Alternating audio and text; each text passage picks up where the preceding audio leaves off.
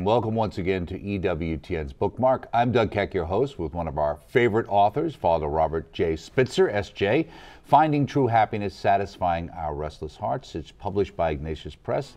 Great to see you again. Great to see you too, Doug. It's always great to be here. Talk to you. And one of the highlights of the year is when I get to sit down and talk to you about your latest work. But this time you're really taking it on because you're talking about, this is volume one of a trilogy. Yeah. Okay, is it a trilogy because the Trinity's involved with that, or we do things in threes, or why does it take 3 books to talk about happiness?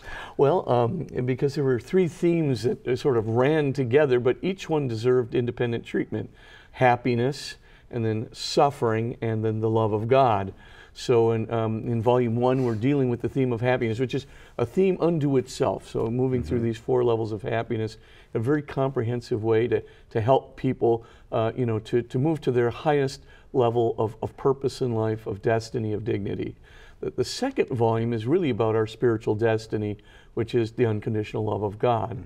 So it's making a case. So it's really making a philosophical case for God, the interior case for God.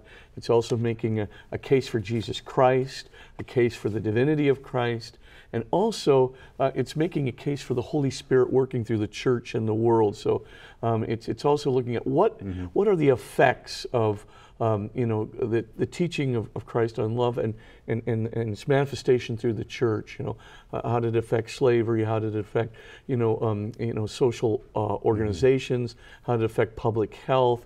I mean, the teaching of Christ through the church has done so much immense good. It changed world order, and so I was just trying to give a little synopsis of things that Dawson, Christopher Dawson, tried to do a while back. Then the third volume really gets into the dark side, which, again, it deserves autonomous treatment, but it's blended in with happiness and with, of course, our destiny, heaven, our spiritual destiny. And that's seeing God's light in the darkness, how to suffer well. That's correct. Could you make this a 2-volume set? Is that possible? We could drop the last one out. I could have done it. I like for the happiness part, and unconditional love sounds pretty good. Yeah, but that darkness and suffering stuff, it doesn't play too well. No, Does Ignatius think they're going to be able to market that last book? Yeah, they do. Actually, there's a great deal of interest in, people really do want to know how to suffer well. And a lot of people are really mystified by evil and how can they work against evil, and the whole Edmund Burke prophecy, all that's required for evil to triumph is for a few good people to remain silent. And the idea is, how can we enter into the spiritual struggle, between good and evil that's out there, and how can we do it bravely? How can we be on God's side, as St. Ignatius Loyola would say, but at the same time do it in a very wise way, appealing to the culture, renewing virtue and faith within the culture. Let me ask you one question, looking at it quickly, and it says happiness, and I think to myself, is that what we're supposed to be talking about, happiness, or should we be talking about blessedness? What's the difference? Well, it's a great question. Happiness, of course, is just the English translation of what Aristotle would have called in Greek eudaimonia. And really it does in a way mean blessedness, because euphoria is really more happiness of the body, a state of feeling good, whereas eudaimonia is a state of the good spirit, the good internal spirit within a person. And it's eudaimonia that the book is really talking about. Unfortunately, the word happiness is used to translate both Greek words, and of course there's 4 Latin words for happiness.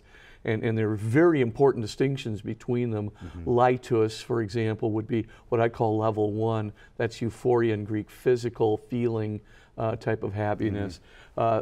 Felix comes, our word felicity, but it basically is a kind of happiness that comes from ego gratification or ego comparative advantage. So if I'm doing better than someone, or et cetera, I feel happy, and that's very different. We have beatus, which is what you're talking about, blessedness, right? And that really is the kind of happiness that comes not so much from getting an advantage for myself, but alternatively from going outside of myself, investing myself in contributing to the world around me, making an optimal positive difference with my life. And that might be called beatus. And then sublimitas, which would be a sublime happiness, which really refers to transcendent happiness, we have these five transcendental desires for perfect and unconditional truth, love, goodness, beauty, and home. And to satisfy those is sublime. And of course, God is perfect and unconditional truth, love, goodness, beauty, and home. So to satisfy all those desires would be, sublime happiness in God. Okay. So it entails faith. So now Latin's great. They have 4 words. Our young people, they're just laboring under one word for it all: happiness. Right. Happy, right? And in some ways, as you say in the book, and you point out, and a lot of people pointed out, a lot more people have experienced suffering than necessarily prolonged happiness, at least in the proper meaning. You say in the introduction, I've written this not only for committed Catholics and Christians, but also for young adults who are beginning their faith journey, especially for those who feel themselves at an impasse. Is that because of your experience having been a college president and dealing with young people in that college phase? Is that what you're talking about? Exactly, and in fact, a lot of kids, almost from the very start, begin their collegiate lives doubting. And then they are encouraged, even more so, to doubt by their professors, by colleagues and friends in their dorm rooms, and so forth and so on. And what winds up happening is they move into a collegiate environment, which turns out to be an atmosphere, an ethos of doubt. And then, on top of it all, they begin to turn that doubt into a virtue. I'm just being, trying to be true to myself. Okay. Yeah, exactly. So being skeptical, so to speak, is being honest. Okay. Yeah, and true to myself. And okay. Facing the truth. Right. And okay. so forth and so on. So, boy, the minute it's like tolerance. Being very tolerant is great virtue. Yeah, okay. Exactly. Okay. And of course, it's the abandonment of virtue because it plays to the lowest common denominator. Well, it's the same thing here. So, what I really wanted to do is say, first of all, don't go zooming over to level 1 or level 2 happiness, ego comparative happiness, which of course is the big thing with about 70% of our young people. And because if you do, you're going to wind up feeling, jealousy, fear of failure, fear of loss of esteem, inferiority, superiority, ego rage. So that's where most of us seem to be, I think it sounds like, right? It's just, frankly, it's endemic to the whole culture. It's just part and parcel of everywhere. I think maybe in some, corners hither and yon, it really hasn't taken a foothold, but most corners it has. And you also say others may simply be confused by mixed signals given in schools and then in the media, and especially in the media, it's really all about what do you have. How are you thought of? Are you the best? How are you seen? What do you own? What do you do? Yeah, social are you media. Famous, regardless how you got to be famous? Oh yeah, I mean that's all. Facebook is about, in many respects, showing off. Right. You're creating this image for yourself instead of a reality for yourself. And so there's now a layer of superficiality that has been legitimized, in the social media, Facebook being one of the areas of social media. And once it's been legitimized, it goes the usual route. What is legitimized becomes normal. What's normal becomes moral. Right. So now being a superficial person, just putting an image of yourself out there may bear very little resemblance to reality, tells nothing about your ideals, nothing about your principles, nothing about your ethics or virtue, nothing about your faith, nothing of any depth, nothing of any consequence, nothing about what you're going to do for the world, nothing about whether you have, it's just a bunch of stuff. Right. And this is what's called important. Our young people are just getting funneled into level 1 and 2 happiness, and now they're encouraged to broadcast it as if it were themselves, almost like a condemnation to superficiality. Well, it's interesting because instead of dealing with virtue, they deal with virtual. I create this virtual personality for myself, and that becomes, whether it's in a video game or on Facebook, the person I'd like people to believe I am, which is one of the things we all struggle with who we are versus the face we put forward. But they talk about people who are getting jealous of one another because of what's being put out there, when it may have very little to do with what the reality of that person's life actually is. Right? Exactly. In fact, I'm going to steal that line. I mean, being virtual instead of virtuous. I mean, I'm writing this. The third volume has to do with virtue. I'm actually going to. I'm going to utilize that line because you'd honor me if you did. I know. I think it's great. So also you talk about here in that and you mentioned about Aristotle, and you talk about him You also say the insights in Volume 2, which is coming, should also help because they tell of God's interior called the evidence of our soul. Talk about near-death experience, historical evidence for Jesus, and the meaning of his teaching about the unconditional love. Is it important for people today to get that idea that is it because of scientism or something else, or over-rationalization, you know, if I can't see it, it's not real, kind of a thing, that we need to show that there's this historical aspect and this, you know, there is life after death. Those things do exist. Yeah, I think right now the young people especially face three real problems.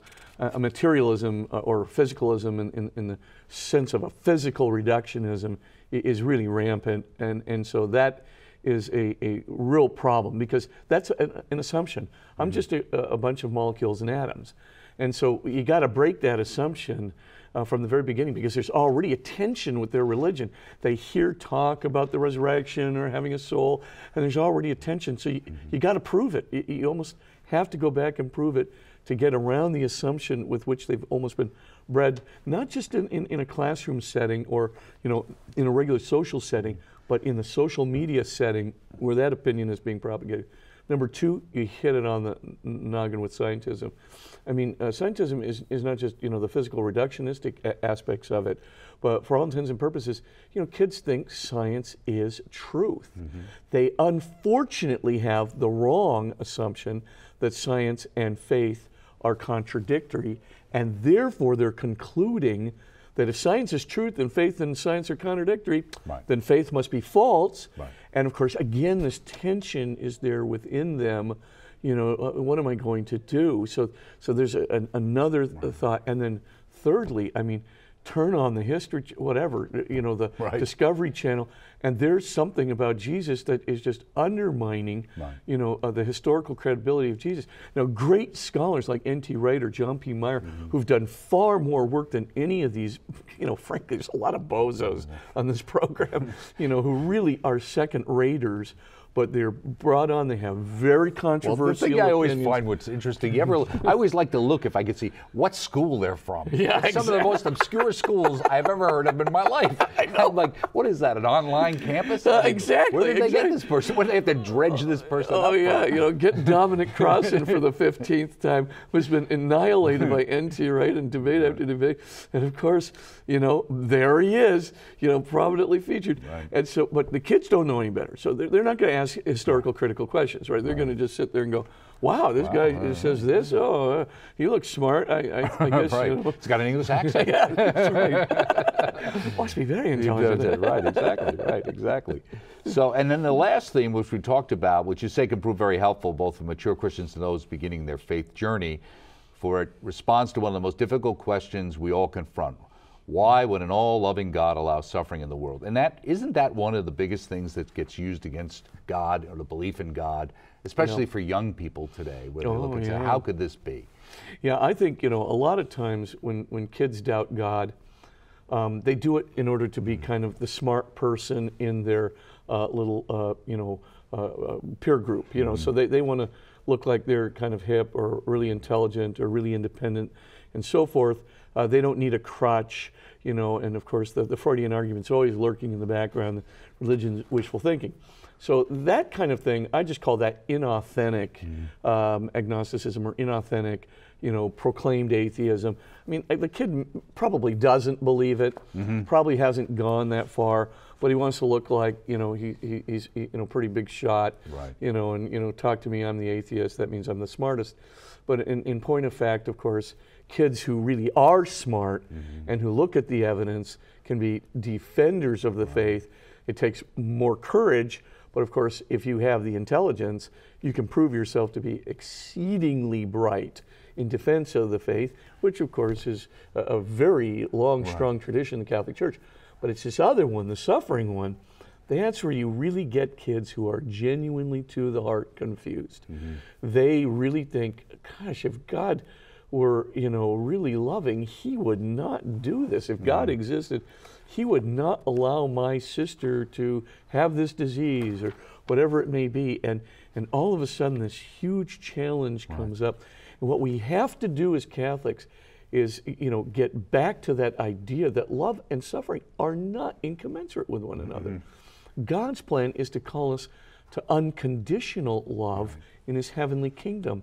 And that means, you know, that we can't be narcissistic in the heavenly kingdom. We're going to have to get rid of the ego, get rid of the blocks that block me from seeing you as you truly are in your unique goodness. It blocks you from seeing me as I really am in my unique goodness and so forth. And so how are we going to do this so that love can be perfect in the heavenly kingdom? We got to work it out right here. Because right now, you know, egocentricity versus love. 50% of the time or more sometimes, you know, well, in my view, 51% of the time we'll choose the good, but you know, you could choose 50% of the time you could choose something egocentric, narcissistic, whatever, self-interested, and we got to work it out. And that means that there's going to be some suffering. I mean, if God were to just bring us into a perfect world where there were no challenges at all, where there was nothing for us to do, no way to build the kingdom of God here on earth, no way to do any good for our friends, our family, or anything. God did it already. The hovering parent, God did everything already. You know, if that were really the case, then of course we would be nothing more than little pawns born into a pleasure bubble. And that wouldn't be worthy of us. But as it is, there's the opportunity for courage because there's a possibility of fear. We'd be like automatons who are just programmed to do something, in which case, you know, what's the benefit in that? Where is a person stepping forward? You say the reason God allows us to cause suffering to other human beings is to let us initiate our loving acts. If we did not have the possibility of choosing unloving and evil behaviors, we would have only one option, loving behaviors, which means we would be programmed by God to act only in this way. And that's kind of what I was referring to in that point. You know, that fact that, and I think it's interesting too, because so many times we'll see someone, we see a husband or a wife caring for their loved one, or Mother Teresa, and you say, oh, that person's, like I said, they're suffering, you know, that person's dying, and they're sacrificing everything, putting everything on hold. What a loving person they are. But they're suffering. Exactly. But we see that as loving. In those cases, it's just like when it seems to be as if we think, well, when I choose it, it's okay. When it gets thrown on top of me, it's not so good. I mean, you know, sometimes I think the expectation, you know, the old adage that expectations are 90% of happiness. And if you have an expectation that, you know, suffering's probably going to come my way, some kind of challenge is probably going to come my way. You know, even St. Paul, right? He gets his thorn in the flesh, and angel of Satan to beat him, to keep him from getting proud. But St. Paul is content with the thorn in the flesh, even though he says, I asked God 3 times, which means over and over and over again, right? To take this thorn away from me. At the end of the day, he says, I then discovered that in my weakness is my strength. Because now, you know, there's one thing I fear more than this physical malady, whatever it is. Maybe it was an eye disease, who knows? But the point, of course, is, you know, he fears his narcissism more.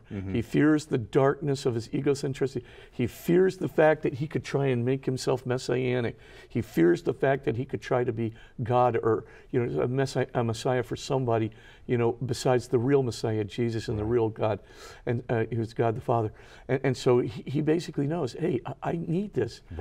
And on the other side of my little suffering here, there's darkness, and I have an eye disease myself, and you know, for all intents and purposes, I know on the other side of that disease, that challenge, you know, there's darkness there. I mean, this keeps me away from narcissism. Boy, I'll tell you, nothing better than bumping into a kind of a pillar or something at an airport, and people looking at you. What, are you blind or something? Yeah, as a matter of fact. Meant to do that? Meant to do that. Meant to do that, right? Exactly. I think, and one of the points you're making here I thought that was interesting, you say in the beginning, you say there's an expression in logic that sums up history's worst intellectual blunders. There are far more errors of omission than commission. Why did you think that was an important thing for people to understand? Because I think a lot of younger people believe that whatever is out there, if it was validly concluded and the evidence was correct, they think the conclusion was correct. And so, of course, you have to kind of back them up a little bit and go, no, there's 3 parts to an argument. It's not just having correct evidence and correct logic to draw a correct conclusion. You have to have all the evidence. It's much easier to lie by leaving out all the points that you don't want mentioned. For example, Stephen Hawking's book, right? The Grand Design. Looks like it's a right-on kind of a book. He just forgot to mention the Board of Lincoln and Guth proof for a beginning of any kind of a universe. He forgot to mention anything that didn't, that wasn't commensurate with his own thesis. And so, of course, at the end of the day, you look at this book and you go, this book is one gigantic error of omission. The conclusion isn't worth anything. It's patently false. And some people could think it was deliberately engineered to leave out all those things. You mean he committed committed the omission, right? He committed the omission, exactly. Right, okay. I'm going to borrow that too. I'm going to steal that. Yeah. Now in chapter 1, because we're talking about this particular book also, and just you talk about, this is one of the ones, why do some teenagers who have great potential have suicidal feelings? We see that today. Yeah. Is it more so than it used to be? Why so much despair so young? Yeah, no, in fact, it's much higher than it used to be. And there's maybe 2 clues. The first is level 2 dominance, and level 2 remembers that ego comparative happiness. So you really think that true happiness will come, true success in life will come, true quality of life will come from achieving more than others, having more status than others, having more credibility than others, more power than others, more control than others, more intellect than others, better school than others, more athletic than others, more beautiful than others. And of course, if you don't get your fair share of the more than others, then all of a sudden you begin to think, first of all, you are inferior. Then you think that people think you're inferior, and then all of a sudden you have these people who are just young kids. They're under enormous pressure to kind of assert themselves as successful in the eyes of the world. They have no sense that there's a whole other kind of success to make an optimal contribution with their lives, or to have an optimal kind of faith and to bring hope and light into the world. They have no sense of it because all they see is who's achieving more, who's achieving less, more power, less power, more status, less status, more intelligence, less intelligence. And of course, once that begins to happen, the self-pity cycle begins. And self-pity is a sure point, if it just keeps going, it goes right to the eros of death. Boom-bo. I mean, you get right to a suicide very, very quickly, and it happens very regularly. Even kids who are enormously talented, right? They cannot hit a plateau. They're constantly worried. They're in fear that they're not going to be able to live up to the expectations they've built up for themselves. They can't even make a mistake in public, right? They mispronounce the word spectroscopy as spectroscopy, and of course the next thing somebody points it out to them, they play the tape 100 times and have suicidal feelings. No kidding. I mean, they're under enormous pressure to get into Harvard. No Harvard, oh my gosh, my life is over, I mean, I threw everything into the lot and it just didn't happen. And of course, we see this again and again, the slightest little insults.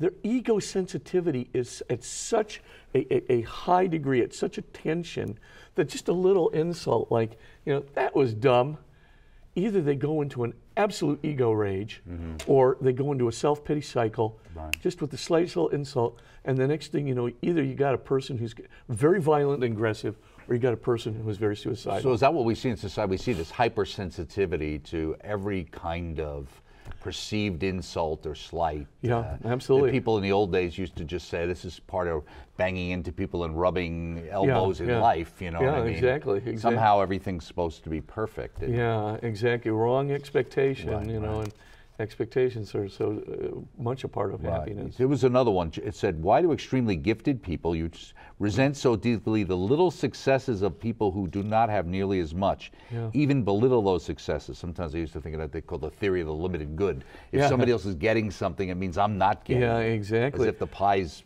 not expandable. Exactly, and I think, it matters so much to them, and they've built up their own ego so much, right, that they're kind of built themselves up into a quasi-God, right? And once you have this quasi-divine status, once you have this status of more or less exalted, you can't help yourself. You hold this other person in contempt. And then the person you're holding in contempt has 2 or 3 little successes, and you just are ticked off. You know, who do you think you are? You know, are you trying to compete with me, you little sniveling rat? You know what I mean? And wham, you belittle and put them down. Get out of my spotlight. Get out of my spotlight. Exactly. Right. Wait a second. This is a solo act over here. Exactly. Right, Exactly. exactly. So, it's always great to have you here, Father. Thanks, Keep up the Doug. wonderful work with the Okay. Magis Institute. Oh, thank you. Everything you're doing, it's always great to see you and read and find out all the multimedia material out there through EWTN's religious catalog as well. Father Robert J. Spitzer, S.J., Finding True Happiness, Satisfying Our Restless Hearts. This is Volume 1, published by Ignatius Press. Check out our EWTN religious catalog website. We've got everything by Father Spitzer you might be looking for. Okay? See us next time right here on EWTN's Bookmark.